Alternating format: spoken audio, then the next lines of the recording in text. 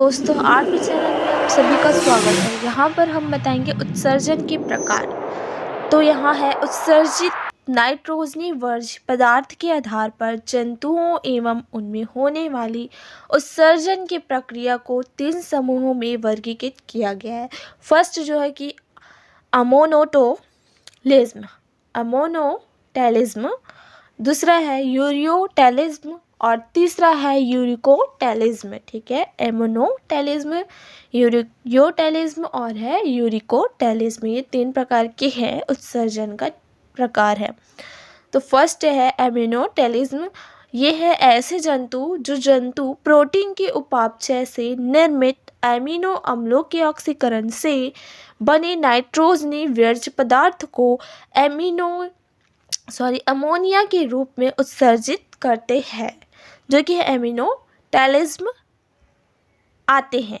तो ये तो कुछ वो नहीं है, कठिन नहीं है। ऐसे जंतु प्रोटीन के उपापचय से निर्मित अमीनो अम्लों के ऑक्सीकरण से बने नाइट्रोजनी वर्ज्य पदार्थ को अमोनिया के रूप में उत्सर्जित करते हैं, उन्हें एमोनोटेलिक जंतु तथा इस प्रक्रिया को एमिनोटेलिज्म कहते हैं।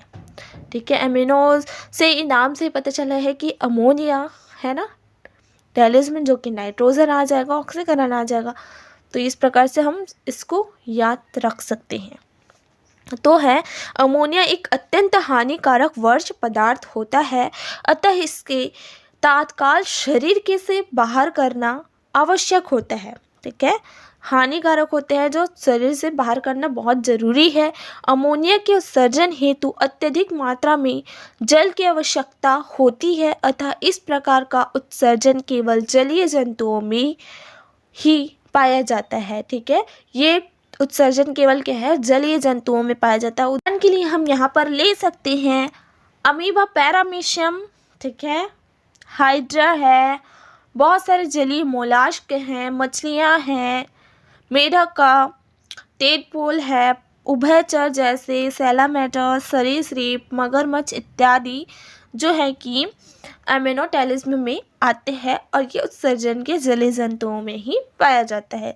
और दूसरा है यूरियोटेलिज्म।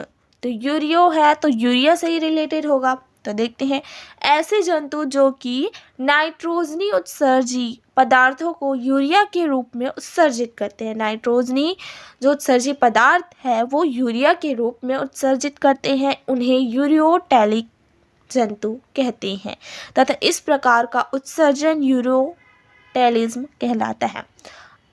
ये क्या हो जाएगा, यूरियोटेलिक हो जाएगा जब ये यूरिया के रूप में उत्सर्जित होगा, और जंतु होने के बाद, यूरियोटेलिक होने के बाद इस प्रकार का उत्सर्जन को हम यूरियोटेलिज्म कहेंगे। ठीक है, इन जंतुओं को अमोनिया के तेजी से उत्सर्जन हेतु पर्याप्त जल उपलब्ध नहीं होता है, अतः यह अमोनिया यकृत के द्वारा यूरिया में परिवर्तित कर दी जाती है। यह यूरिया जल के साथ मूत्र का निर्माण करके मूत्र के रूप में उत्सर्जी अंगों के द्वारा शरीर से बाहर कर दी जाती है। तो ये जो है कि मूत्र के रूप में शरीर से बाहर हो जाता है। इस प्रकार यूरिया उन जंतुओं का उत्सर्जी पदार्थ होता है जो अपेक्षाकृत जल की कम मात्रा का उपयोग करते हैं। ठीक है, जैसे उदाहरण के लिए से ले सकते हैं हम एस्केरीज या अमोनोटेलिक या यूरियोटेलिक दोनों होता है। उपास्थि अर्धजलीय, उभयचर, जलीय एवं अर्धजलीय सरीसृप, मनुष्य एवं अन्य सभी स्तनधारी प्राणी। ठीक है, दूसरा है लास्ट है, तीसरा है यूरिकोटेलिज्म। ये था यूरियोटेलिज्म जो सेकंड था, और थर्ड है यूरिकोटेलिज्म। ठीक है, तो यूरिकोटेलिज्म वह उत्सर्जन है जिसमें उपापचयी क्रियाओं के बाद बनी अमोनिया को यूरिक अम्ल के रूप में उत्सर्जित किया जाता है। यूरियोटेलिज्म को हम यूरिया के रूप में उत्सर्जित करते हैं और यूरिकोटेलिज्म को यूरिक अम्ल के रूप में उत्सर्जित किया जाता है। इस प्रकार से हम समझ सकते हैं यह उत्सर्जन शुष्क वातावरण में रहने वाले जंतुओं एवं जैसे है छिपकलियों, सांपों, कुछ घेंगो जो घोंघा होता है ना, कीटों, पक्षियों और उन स्तनधारियों में पाया जाता है जो शुष्क वातावरण में रहते हैं। मनुष्य के मूत्र में लगभग 0.5% यूरिक अम्ल होता है। शुष्क वातावरण में रहने वाले जंतुओं के शरीर में उपापचयी क्रियाओं में बने अमोनिया को यकृत कोशिकाओं द्वारा यूरिक अम्ल में बदल दिया जाता है। इसके बाद इस यूरिक अम्ल को शरीर से बाहर किया जाता है। यह यूरिक अम्ल ना ही विषैला होता है और ना ही जल में घुलनशील होता है।